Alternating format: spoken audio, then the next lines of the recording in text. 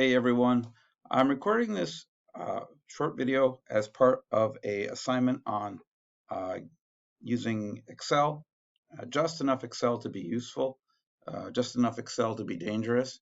But before I start talking about Excel, I want to talk about files and folders. Um, some of you are Mac users, I know, and you're going to look at my screen here and say, well, this doesn't apply to me. It does apply to you, even if you're a MacBook user, and I'll give you some tips and tricks there. But what I want to show you is what I would like you to do for this course. This course that I'm recording this video for is MIS 3536. And I would encourage you to create a folder to hold all of your work for the class. And we're going to call that folder a workspace. I'm going to put it on the desktop just so you can see what I'm doing.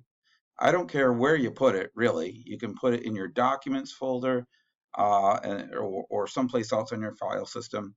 I will tell you the one place that you should not put your work, and that's your downloads folder, right? Your downloads folder is just a chaotic place to store your work. It's going to be largely unstructured. You don't want to have a whole semester's worth of work in your downloads folder. And for my MacBook friends, the downloads folder has restricted permissions. Not everything runs as you would hope it would run in the MacBook folder because the Mac OS is trying to protect you and giving you limited permissions in that folder where dangerous things from the internet get downloaded. So I'm trying to set you all up for success here. So I'm going to just right click here and I'm going to go down to new. You can do similar on a Mac, and I'm going to create a new folder, and I put that right there in the middle of my screen where you can see it, and I'm going to name my folder MIS 3536 workspace. And I know this is crazy, but you'll notice that there's no uppercase, just no dashes, no punctuation, no spaces, all lowercase, all one word. And the reason for that is I do that all the time with my folder names and file names, because the more spaces and punctuation I put into things, and the more error prone everything is. So you can make your life a little bit better by keeping everything all lowercase, letters and numbers, and keeping everything together like that. All right. It's important that you not create this folder in your downloads folder. It's also important that you know where it is. Where is it? I mean, I know it's on my desktop, but you can find out where a folder is by double clicking on it, and on a Windows PC, you can go up to this is the File Explorer. You can go up here and you can see that this folder is on C users MIS desktop MS 3502 workspace. So that's what we would call the path, right? You can find it out that way. I'm going to close this window. You can right mouse click on it and choose, let's see here, it's show more, properties, and the properties, there it is. This folder is located in C users MIS desktop. So this is it's a folder and it's here. Also true, okay?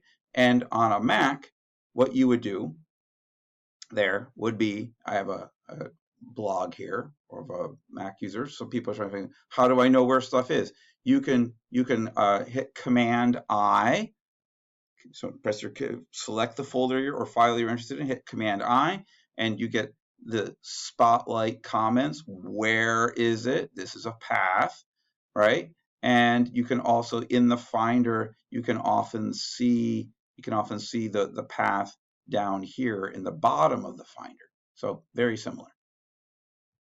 Okay, just a couple more things, and then we'll get going on the main attraction here. I'm in this folder, and I'm going to make a new document. So I right click and I say new, and I'm going to make it just a new, I'll make a new Excel worksheet. Okay. And there, it created the Excel worksheet for me. or I could have made any other kind of new document I wanted there. When you do that, you might see this, or you might see this. Can I just tell you that this is a lot less information than the details? If I show the details, I not only know the name, I'm going to maximize this window, but I know when it was modified, what file type it is, and its size. Those are all important things to me. They should be important to you. So the details view is better than this. If you were in grade school, this would be fine, but you're about to become a working professional someplace with a college degree. You should know.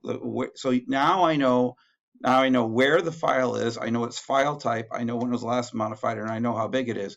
There's one more thing that I would encourage you to do, and that would be if I go to these three dots here, I can go to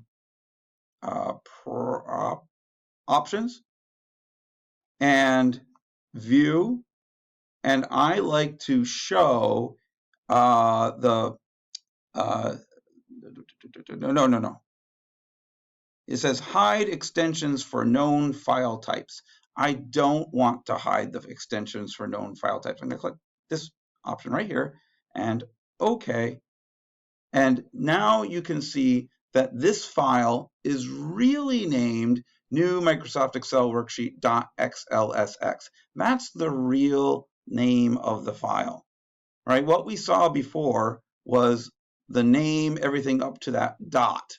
This dot, XLSX, tells the operating system that this file is probably an Excel spreadsheet. And lo and behold, if I right click on this and I choose properties, I can see that it is truly the type of file is XLSX and the file name is really this. So the modern operating systems, Windows and Mac OS, are both guilty of this. They try to be so friendly to you that they hide details that you might actually need to know. Okay, so great. We don't need this file anymore. I'm going to get rid of it. So I'm going to right mouse click and delete, or drag it to the trash can if you're a Mac user. And right now you have a folder on your desktop, and you've endured my opinionated rant about operating systems and files and folders and structures.